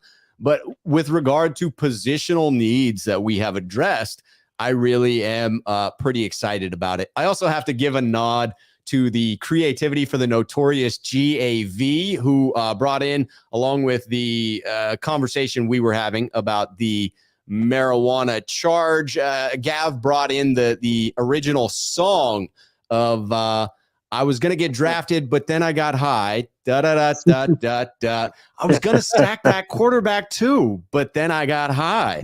Yes. Now I'm undrafted and I know why. Because I got high, because I got high, because I got high. Yes. Notorious GAV bringing in the song reference to the marijuana. Yes, we'll take it. We will take it, Gav. I think that is quite clever. I'm all about the cleverness. Oh, and Gav wants to bring back Mike McDaniels. Tell me about it. The number of losses we have sustained from this coaching staff and this front office, it truly has. I saw someone else in the chat talking about it. Like, it's made me a bit of a Dolphins fan, a bit of a Jets fan, a bit of a Houston Texans fans now. Like, I am sold on these players that were coordinators for the Niners, a bit of a Titans fan because of Rand Carthen. Like, this organization, what Shanahan and Lynch have built within what they're doing in this year 6 of their regime has been fun to be a part of, man. The dialogue that they've created, the talent that they've built on this roster. We go into this season again as favorites within the NFC. Just a tip of the cap to the coaching staff and Shanahan and Lynch in my mind. All right. Let us continue on with some comments in the chat here. Just want to make sure that any who talk directly to me are brought up. All right, Starco Fan 212 at Rob Shue. Since it is looking unlikely that we're getting someone to help on the offensive line, what do you think John Lynch's plan to help out our O-line, which is probably our biggest weakness right now? I think that's the key, is that the Niners don't believe it's their biggest weakness. You knew coming into this draft, there was going to be some player, much like last offseason, when everyone said, hey, we've got a hole at safety. And the Niners were like, no, we don't, because we have Talanoa Hufanga, and he's going to ball out this season.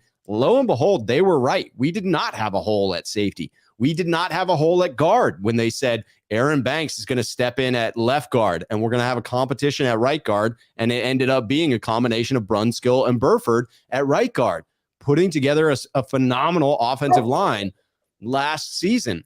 I think, again, they believe in McKivitz at a higher level than anyone else. And to me, that has been clearly illustrated here.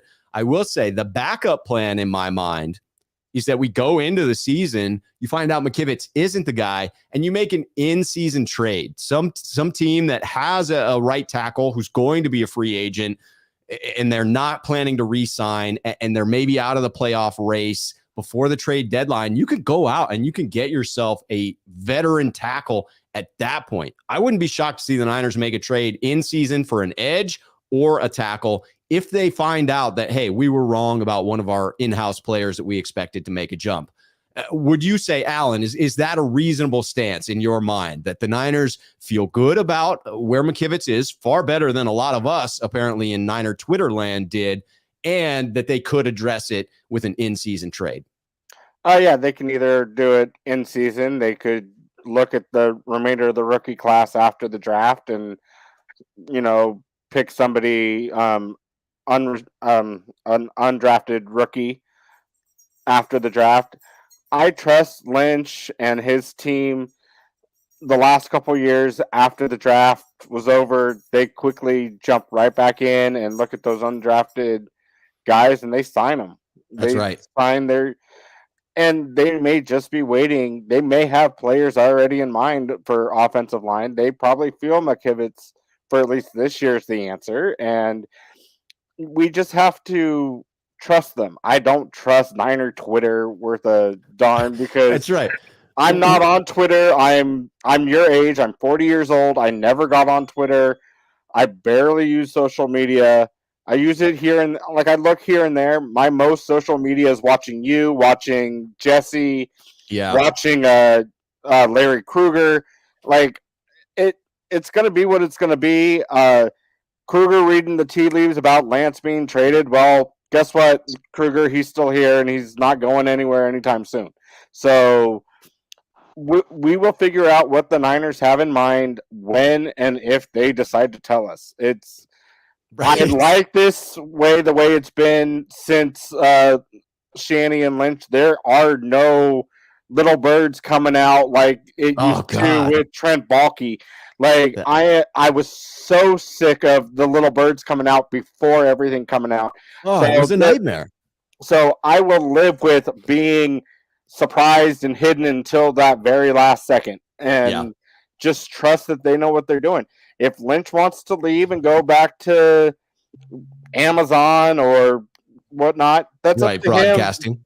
To broadcasting, that's up to him. But as long as he's our GM, I trust him way more than I ever trusted Trent Baalke. Look what he's doing over in Jacksonville. He's doing the same thing he did to us. He's running up contracts that are going to be way too expensive in the long run, and they're going to have to, like Christian Kirk's contract last year, they're going to have to either eat it or trade it away somehow long term, because you just can't afford it long term. You can't. And the Niners have a track record of success now under Shanahan and Lynch, even in the first round, where you could criticize, obviously, their first year was atrocious. Not atrocious. Yeah, probably atrocious. Solomon Thomas was overvalued at the third pick, and Reuben Foster was clearly a miss there at the end of the first round. If you either take that out of it or just look at the full track record, they are 50-50 in the first round, and tipping either way, depending on how Lance works out. You could argue at this point that, hey, he's not lived up to draft stock, but I still believe that you're capable of turning that around at this point. So I'm with you. The track record to me speaks to trusting in this regime and their ability to find that talent. Just because I'm not familiar with some of these fifth round guys doesn't mean that our department didn't find yet another gem. Bullpup, what are your thoughts as far as the offensive line? Do you agree that, hey, clearly the Niners have said to us, we feel good about McKivitz, and they still do have an option for any remaining veterans that are out there, or a more likely in-year trade if they do need to upgrade? You're absolutely right. I mean, let's face it. Everyone thought that the offensive line was a weakness because of the right tackle position. Yeah. We have a good left tackle. Banks played great. Yep. We have a decent center. Yep. Buford played well. Yep. That's 4 out of 5. That's 80% exactly. right there. That's 4 out of 5. So when we say a bad offensive line, well, not really. It's no. There was a questionable right tackle, which wasn't as bad as everyone thought he was. But McKivitz, if he's a slight improvement pass-wise, and that's why I'm saying they're going to be a little bit more balanced this year. They're going to take advantage a little bit more of the better pass protecting with McKivitz that he's going to bring, whoever the quarterback is. That's right. He may not be, McKivitz may not have that run blocking ability that we did have with McGlinchey, but it's not a huge drop off. Right. And you can get better at becoming a better run blocker. You know, Staley is a classic example.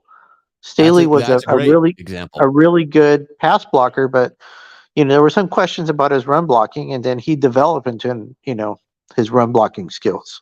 Right. You can develop those. You have him in that 2011 Saints playoff game out in front of Alex Smith, laying down the blocks on that end around, man. He turned into a phenomenal run blocker. Yeah, and he went from the right to the left. So players can develop. Absolutely, they can. So let's hope for the best. And you know, worst case scenario, there's always the dreaded post preseason roster cuts, right? That's right. Yeah, a lot of viable players will not make teams for various reasons, because you have an up-and-coming young guy, whatever the case may be. There will be another crop of individuals that you can sort of choose from. Probably not too many starting caliber players, but certainly more competition. More depth and players of that like. All these teams that just drafted a tackle, you know, looking to replace a tackle. I mean, there could be a guy that maybe has 1 year left in him, you know. Or do you remember the center that we got from New Orleans during the Harbaugh era? I forgot his name. That's right. He was considered, you know, late in his career. You know, he got away from the Saints, but he was, you know, aging in his career, you know, so it can happen. Absolutely can. And I go back to trusting the track record of what the Niners have been able to do. Johnny Robinson coming in. I have to say that we're best at finding talent in the late rounds and undrafted players. I am on that tip with Johnny Robinson there, notorious GAV, coming back in to say similar things. Hey, I believe in Shanahan and Lynch. That for those of us that do not spend hundreds of hours watching tape, to have legitimate opinions about these players, you have to trust in some of that. You either have to find an evaluator who you believe to be a trusted source of truth. To me, that's Dane Brugler with The Athletic. I've read through his guide for the past 4 or 5 years, have been impressed with his level of information and the hits afterwards. When I go back and I look at post-draft and I see the comparison of where a player was drafted to actual production, Dane tends to be spot on. And so you have to have some trust in those talent evaluators. I don't think it's wrong to have the trust in Shanahan and Lynch because of that track record. Just pointing out, Joey Nichols pulls up the name from the Harbaugh era. That was Jonathan Goodwin. Thank you for that, Joey Nichols, that came over from the Saints, that center that you were talking about there. Yeah, absolutely. Right. Yeah, you could absolutely see a trade like that happening. Someone who's in the tail end of their career, someone who's in the last year of their contract on a team that doesn't plan to re-sign them. Like, there are a lot of reasons that quality players are either put up on the trade block or cut from a team going into the season if that team doesn't consider themselves to be a legitimate playoff contender and they want to get younger at any position. All right, let us see. Notorious GAV wants to know, Alan, can we get the dog to announce our next pick? That is critical. I would love it. Oh, I would let Snoopy do it if she could, but Snoopy. But I'm not sure she could do it. There are some tricky pronunciations in a lot of these names. She may struggle with some of those more complex names that are in there. Well, we are just 5 picks into the 6th round here, and the Niners are going to be picking at the tail end of the 6th round. I got to say, I mean, I love this. We have now been live for an hour, 48 minutes. I would say, unless you guys have a topic you really want to hit before we go, this has been a phenomenal draft day coverage for me. Alan, any final closing thoughts on this one or any hopes for the remaining 4 picks for the Niners today? Sure. Well, I know we had a question earlier about if we get London, what team would we like to see? Yeah. I think we'd either see Jacksonville just because that's how it's been in the past. Right. They are like the London team. Yeah. I would love to see us play probably the Rams over there just because of how well we play against them everywhere else. I think we could probably handle them in a London game as well. Or Arizona, just a divisional game, because those tend to be the toughest and strongest ones.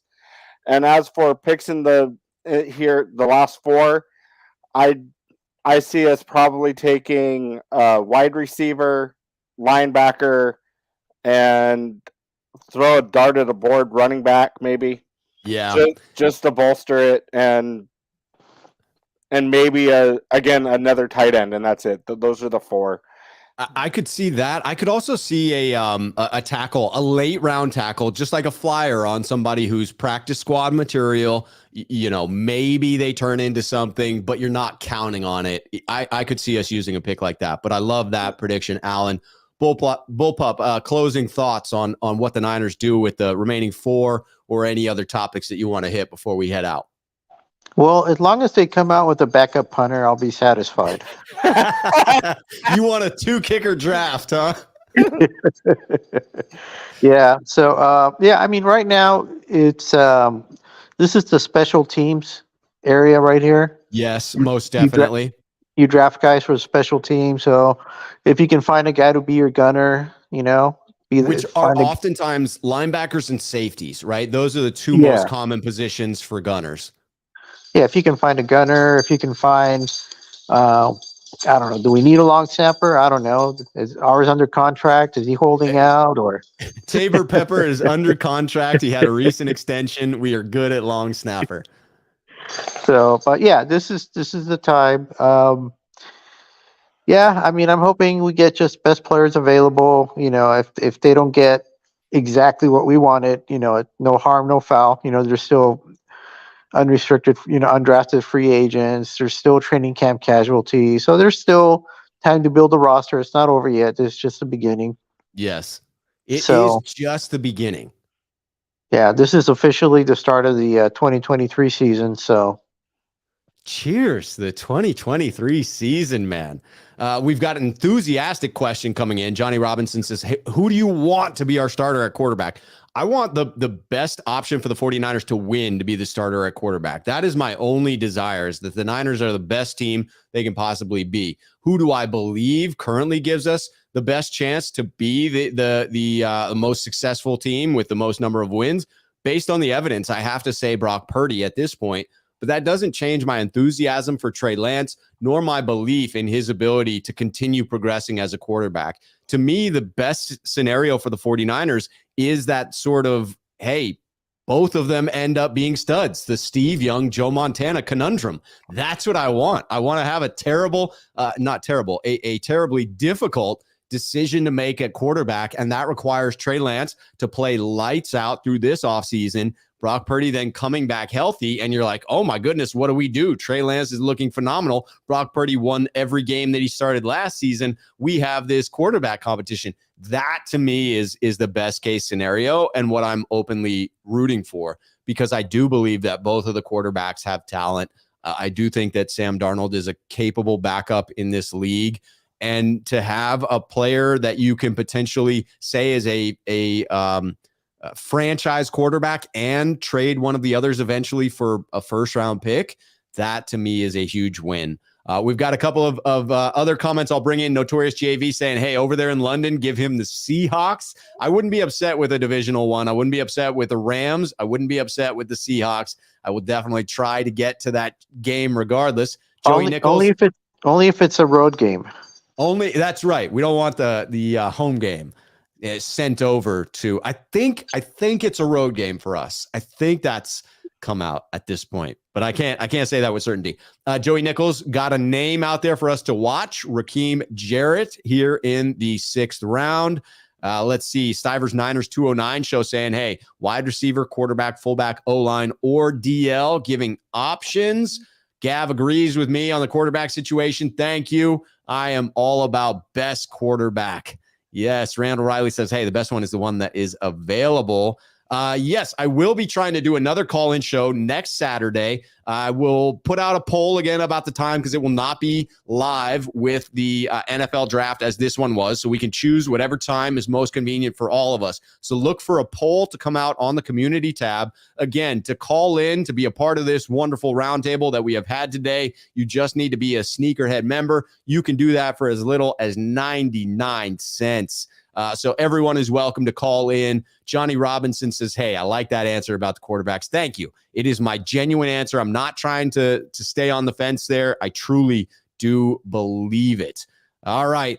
This has been a phenomenal show. Alan, Bullpup, thank you so much for calling in. Thank you for being a part of this cool roundtable here, being here live for 2 selections of the 49ers 5th round. I mean, knowing how the Niners operate in the 5th round, the 3 of us were just live for what are essentially the best picks in this draft, right? The Niners are going to hit on both of those 5th rounders. I hope that you are as optimistic about this draft as I am. Alan, thank you so much for being a part of it. Cheers to you and Snoopy. Hey, and Bullpup, I know that you've got some pups there in the background as well. So thank you so much for being a part of the show. My pleasure, my man. Yeah, thanks, Rob. This is always fun.